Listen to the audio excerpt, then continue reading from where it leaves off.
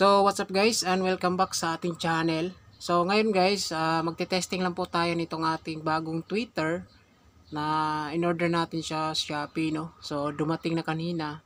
So additional po ito guys sa dalawang Twitter natin. So ito po guys yung ating bagong Twitter na Broadway. Model nito is BC S300. So meron po itong 300 watts max power. So, share na rin natin guys, itong gamit dito is pure titanium diaphragm na 300 watts max with 23 OZ magnet. So, meron po siyang 1.75 inches voice coil with 8 ohms. So, meron din siyang 1.2 kHz to 20 kHz na 107 dB. Yan. So, same yan guys. Sa ating nasa bullet is 300 watts po yan na Broadway. So, around 600 po guys yung isa sa Shopee, no? So, ito muna yung gagamitin natin sa additional natin midday dalawa. Ayan. Kasi wala pa tayong Twitter dyan. Ayan. So, sa ngayon is dito ko muna ikakabit sa ating dual full range na nasa semi-array. Yan ito. Yan. So, bago ko siya ikabit guys sa ating dual is meron tayong comparison sa dalawang capacitor. Kasi ito guys, itong 3.3 UF, ito yung pre kapag bibili tayo ng Broadway na Twitter, 300 watts. Ito yung pre niya. So, may kasama ako dito guys kasi nag-order na ako dito ng kapasitor ng electric fan which is 1.5 UF na 450 volts AC. Itong previous niya guys, meron po itong value na 3.3 UF with 250 volts. So, titesting natin guys kung ano ba yung magandang kapasitor dito sa 300 watts. Yan. So, tatry natin guys, i-set up muna natin. So, ito pala yung horn na in-order ko rin para dito sa horn dito sa dual. Ayan. So, bago natin ikabit guys, yung dalawang kapasitor is magbibigay ko ng idea guys kung sakali is gusto tayo order ng Twitter. So, kasi guys, yung dati kong Twitter na order ko is Broadway din. Walang cartoon. Ayan. So, ngayon is meron siyang cartoon. Siguro original po ito yung nabili natin ngayon. Ayan. Kasi ibang sealer ako nakabili dati na naikabit ko doon sa bullet natin. Pero yung voice coil naman niya is same lang naman, 1.75 inches. Tapos yung sulat lang sa magnet is parang hindi original. So dito bubuksan natin guys kung okay ba. Ayan. So meron siyang carton, tapos ito kasi yung nabili ko last mga year is walang carton na ito Broadway. Ito lang, ganito lang siya yung nabili ko dati. Yan.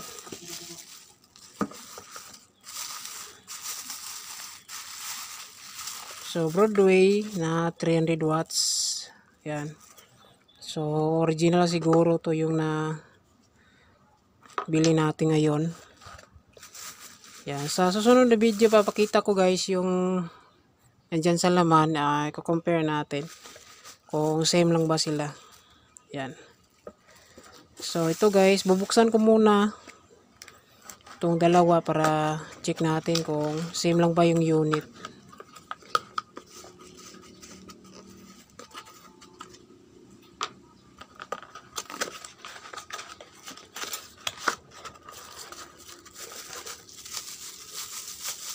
Yan.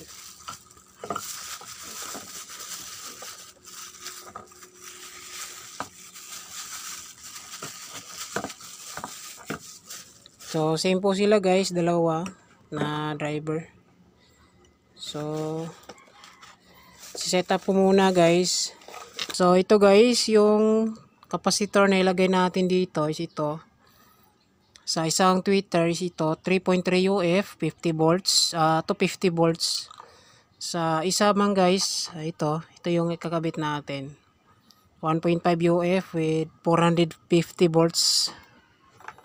Yan, so tatry lang natin guys kung ano yung pinagkaiba dito sa dalawang kapasitor.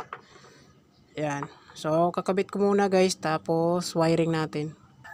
So ito po mga guys, bale na set up natin yung dalawang driver unit na tweeter. Yan, so makikita natin guys, itong tweeter 1 is yung gamit ko dito is 1.5 UF with 450 volt AC.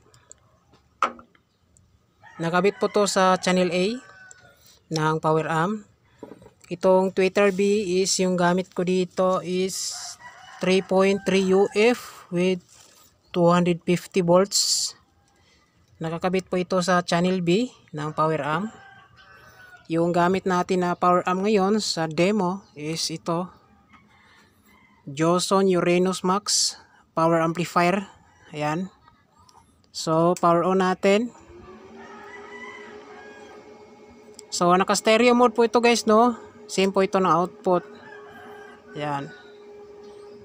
So compare natin kung ano ba yung magandang capacitor sa 300 watts na tweeter. Ayan. So lalagay ko dito guys sa stand natin yung camera para matesting natin. So channel A is 1.5 UF with 450 volt AC.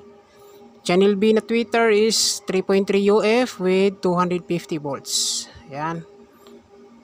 So pakinggan natin.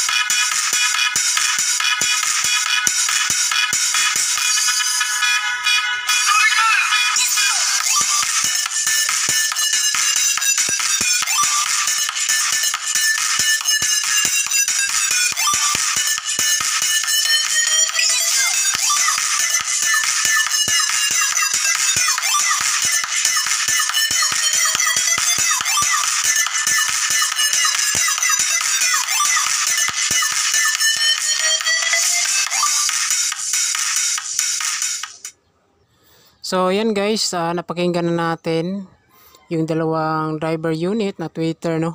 So yung isa is 1.5 UF with 450 volt AC. Yung dito is 3.3 UF with 250 volts. So para sa akin guys, itong sa 1.5 UF is parang hindi persado yung tunog niya, no. Iniipit niya yung kaniyang high. Ayan. So dito sa 3.3 UF is okay yung tunog, malakas. Tapos labas talaga yung high niya. Yan. So para sa akin guys, okay naman yung dalawa, depende na talaga sa gusto natin, no. Iba-iba kasi tayo ng pandinig. Pero sa akin guys, mas okay ako gumamit dito sa 3.3 UF. So ito yung gagamitin natin, yung 3.3 UF sa pagkabit dito sa dual full range natin. So yan lang po guys, maraming salamat, God bless, saka ingat tayong lahat.